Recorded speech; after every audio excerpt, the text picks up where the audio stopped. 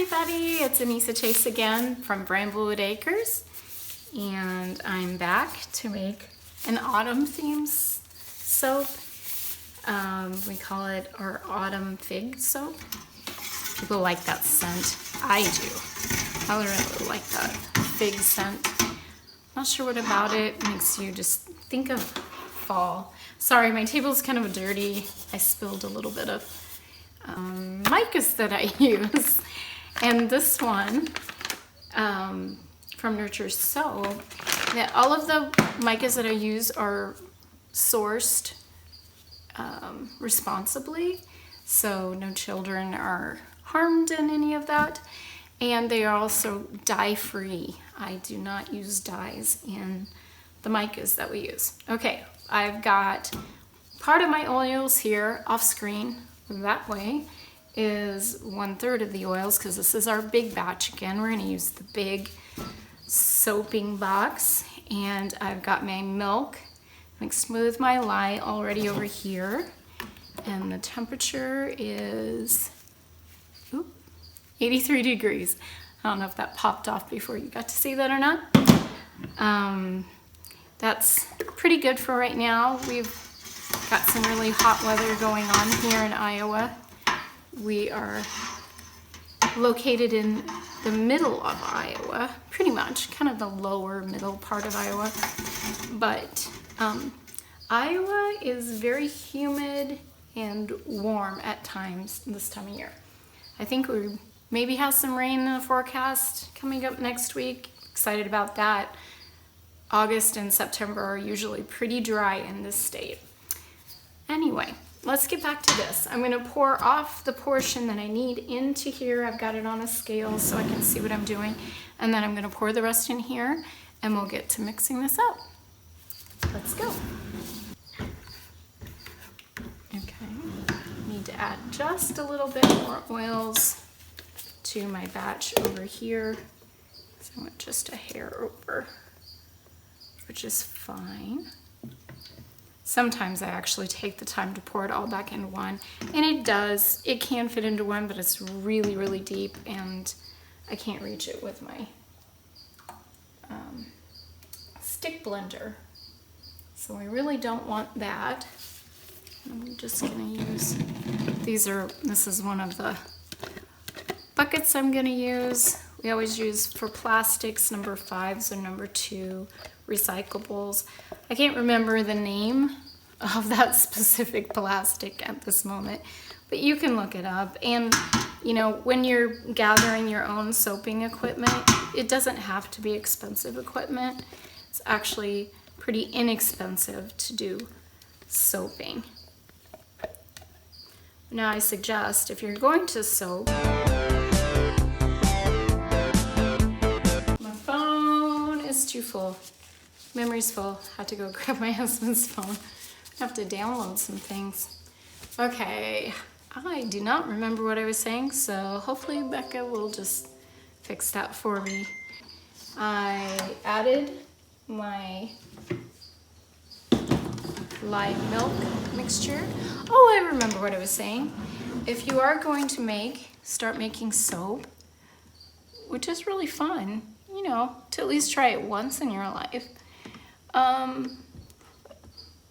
to make like real soap, not, yeah, I mean from scratch, not really which is, you know, not a thing. I mean, my daughter did it when she was younger, did the melt and pour glycerin soaps, but to actually make a real soap with using lye, make sure you use your protective equipment, gloves, long sleeves, glasses, your eye protection. But I think I was talking about how you don't have to have expensive equipment, and you can get some oils from your local grocer or local, you know, big chain store. An olive oil and coconut oil soap works. You can add some, probably, those would be the easy ingredients to find that you would have there. But I suggest, you know, just using, I don't know how long I've been using this bucket here from, I think it was from one of the, might be Walmart. I don't remember. I get some of them from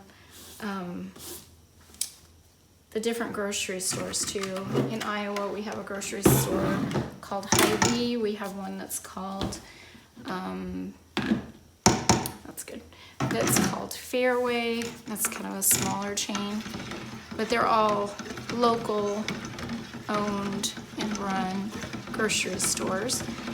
But anyway, you can usually find, you know, some coconut oil, some olive oil, and use a soap calculator. Watch videos on the internet that are from some of the soap supply places, and they will give you ingredients and percentages of what's a good soap. I wouldn't suggest starting with a milk soap, just because it's kind of a harder thing to learn. I've been making soap since 2013, and before that I would just make little projects with my daughter. But I also have science background at our local Iowa State College, and I also attended College of Missouri. But so I've got that chemistry background, so it was kind of easier for me to pick up. But there's a lot of people complain about the milk soaps being a little more difficult. They are a little more temperamental. It does want to go faster. Truthfully, I've never made a non-milk soap besides glycerin melt and pours with my daughters. So I'm not exactly sure what that would be like. I should try that and see what it would be like. I don't know if you guys would want to see that or not, because our kind of claim to fame is the goat milk soaps, because this milk comes fresh out of our goats that we own. We have, let's see, we're milking 8 right now. We were milking 9 till, and which one was that? She injured her udder, and because she injured her udder, we just let her, we slowly dried her up so that it could heal properly, because she had a pretty good gash on one of her teats. And goats do that. They get into everything. They walk through the weirdest stuff. And we've got locust trees around here. My kids used to call them the vampire trees. You have to be very careful walking underneath them out in the pasture, because they have some pretty long thorns on them. I'm just gonna mix this right now. You can just mix in, you don't have to have a stick blender. The stick blender does help speed up the process, but you can do it this way also. I'll stick blend a little bit at the end just to make everything smoother, because milk soaps can tend to be a little bit more chunky if you don't use a stick blender. They work and they'll be just fine. And you don't even have to have fragrance. You don't have to have micas or any colorants of any sort. You can just make a plain bar. My grandmother used to do this. And there's all kinds of processes. This is called cold process, because I never heat the soap up. Now, if you're not using milk, you could soap at a higher temperature, closer to 100 degrees. But since I use milk, and milk has sugars and enzymes and all those good things that you want to keep alive in your soap, I try to keep it low temperature, so like low 80s to the upper 70s, if you can see that. So this one's 81. This one might be just a little cooler because I had pulled that off a little earlier. Okay, now I'm gonna go ahead and stir this up with the stick blender to bring it to trace, because if you can see, it's not, the oils, I don't know if you can see that when I do that. It's like a line of oils there. They're not really combined yet. So I'm gonna zhuzh it with the stick blender real quick. on both of them, and then we're gonna mix up our colors. And I might as well go ahead and do it. This one's gonna all be white. These will be in there. I have my titanium dioxide mixed up with water here, pre-done. That's probably good. This fragrance does discolor just a little bit. It kind of yellows a little bit, which is perfectly fine. This is what I'm aiming for here, and I know it'll look different when I'm done, but this isn't pure white. It's kind of a fleshy color, which also does something to the colors in it. But those are the colors I've always loved for this soap, so I just keep them at that. So, okay. Go ahead and stir that up just a little bit. And I'll do that a little more here in a little bit when I add the fragrance oil. This fragrance oil slows trace, so it will make it looser, so you get a swirlier swirl, which is really pretty. Okay, so I'm going to bring all of these guys in here. Let's get rid of spatulas. We've got 6 of them. That's not 6 different colors, it's 3 colors. It's just 2 pounds per thing. It's because I need a little bit more colorant. I wish I could find just a little size bigger than these. I think they're about 4.5 to 5 cups, and that's about what I need.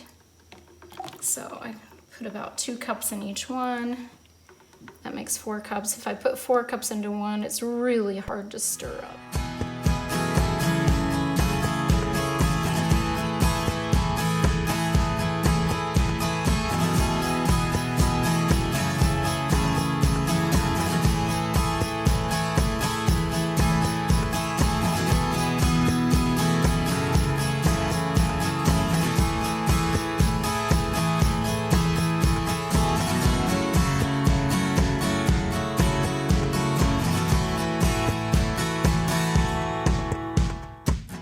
Okay, so usually you go lightest to darkest. These 2 are kind of similar.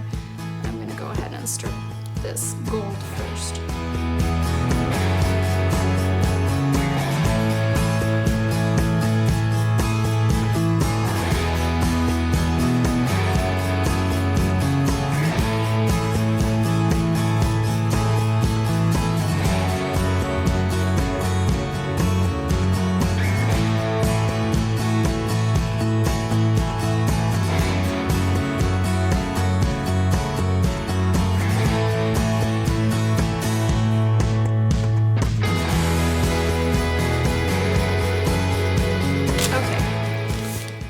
This is our bars go this direction, so as I pour, I'm gonna go back and forth this way. And I'm gonna start with the white.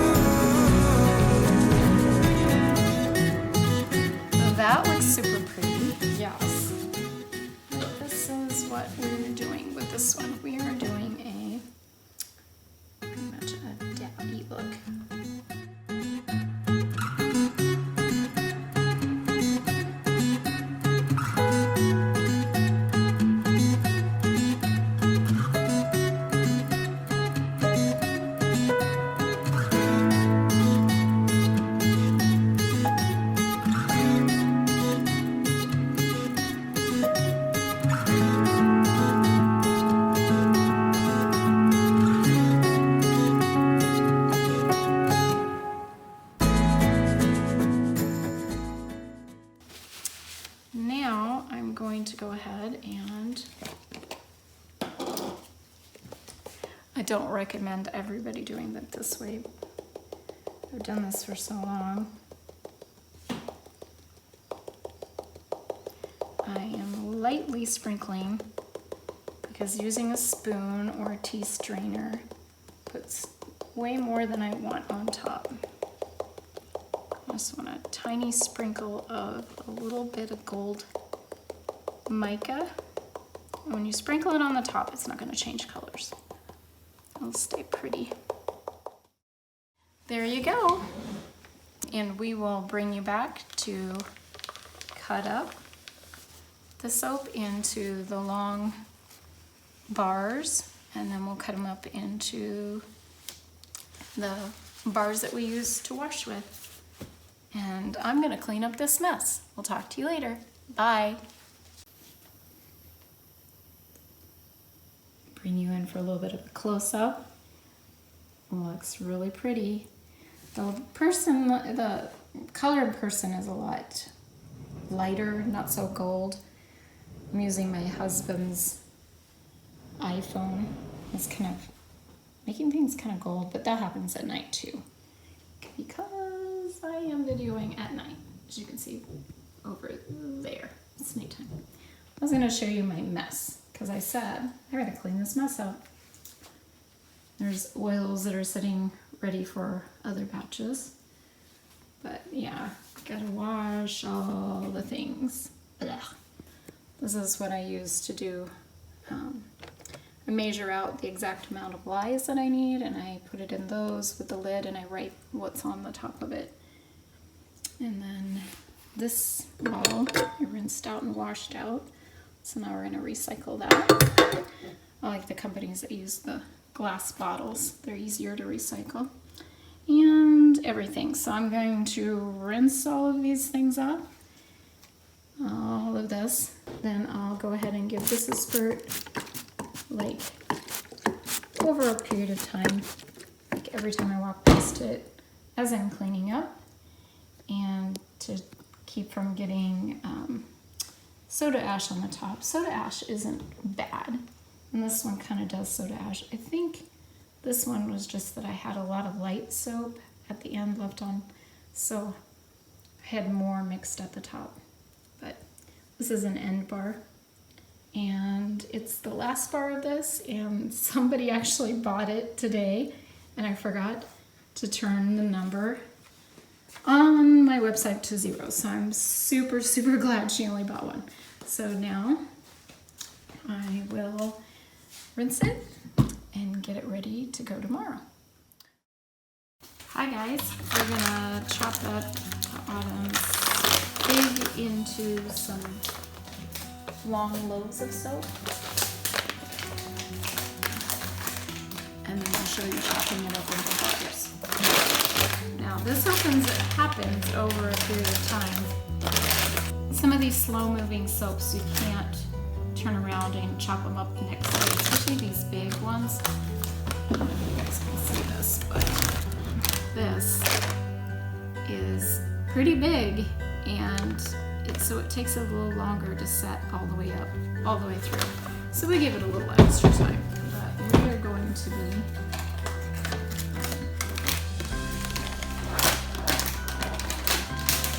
cutting this into bars right now, so I don't need to wait on that.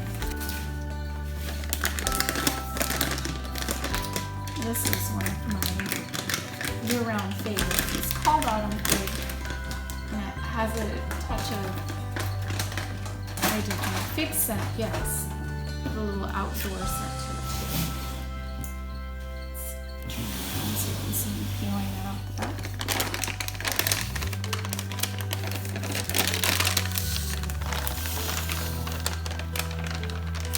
You can see where the colors got all the way down to the bottom when I was swirling, or when it was drop swirled to begin with.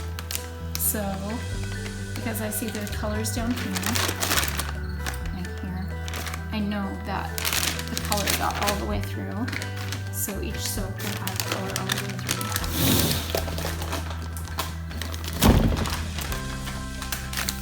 There we go.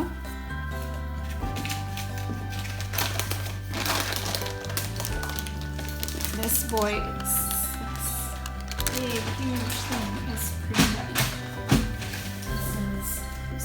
2 bars of soap.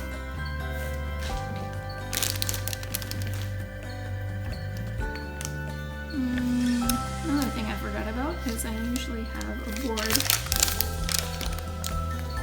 I'll get this most of the way in. I'll grab the board that I use. And this is just a G-string wire here. It's more for keeping that end up. So you gotta be careful using these cutters. You can actually kind of bump your soap up or down and not have a straight bar. It is really heavy.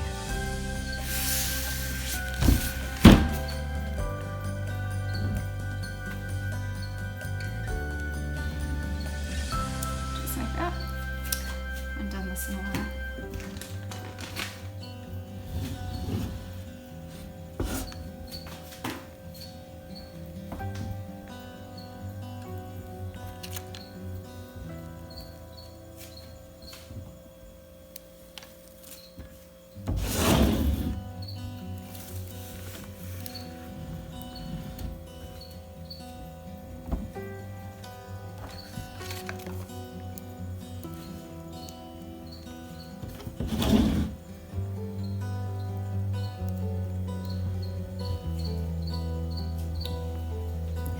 Here's my end piece that I chop up into samples. So I'm not gonna chop these bars up today because this is still pretty soft, but it's beautiful. We'll bring you back when we do. Hi guys, welcome back. This was supposed to be the chop up part. Yes, what you expect in the video. When I got ready to do it, I'm doing chopping videos today. I looked on the shelf and we must have already chopped up that bar. There's probably a little snafu on which bars to chop, which was probably my fault because this looks very similar to our lavender. Anyway, it looks pretty, doesn't it? It smells awesome. The website says for this fragrance that it's apple, lemon, ginger, fig, caramel, cinnamon, coffee, twig, and forest. I get the twig and the forest. I definitely get the fig. Little tiny bit of apple. It's not super appley. You can tell that it's a fruity smell, and I don't smell the coffee. I do little tiny bit of the cinnamon, and the vanilla is what changes this to this tan color. But I had to grab the jar off the shelf. This is the way we sell our soap. If you come to our store, we sell naked bars. To save from using so much plastic, and you can also get these little samples. This is what's left over after we're done. After I'm done pouring my soap, I put it in little molds and it makes these. So if you would like to get a bar, by the way, I'm remaking the whole batch again because this is all that's left of that giant one I did. I'm remaking today, but you can find it on BramblewoodAcres.com. You can follow us on Facebook and Instagram and see where you may be able to snag a bar for yourself in person. So we will catch you later in the next video. Bye!